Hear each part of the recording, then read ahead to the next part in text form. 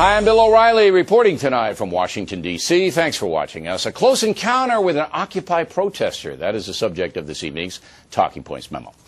Last night I was walking over to the White House for the annual media party there. All of a sudden, some guy runs up behind me, screaming, comes out of the rain, doesn't identify himself. I was with my assistant from Fox News, and we were startled.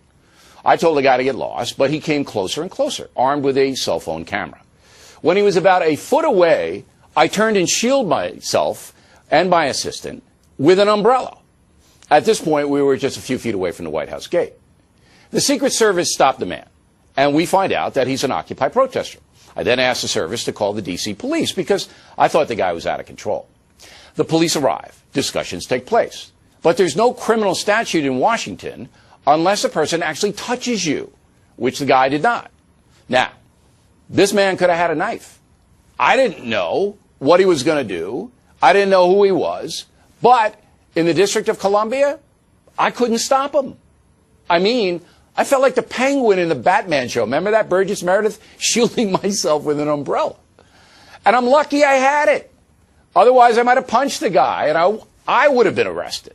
Ironically, a few nights ago, I told you bad things were going to happen because these Occupy protesters are becoming increasingly aggressive. But I never thought it was going to happen to me.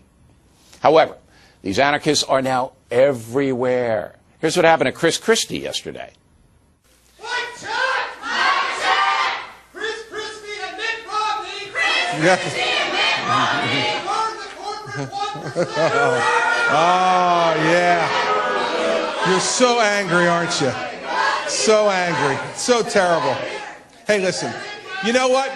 We're used to dealing with jokers like this in New Jersey all the time. Don't you worry about it. But we do have to worry about it because some of these people are now intruding on businesses and individual American citizens.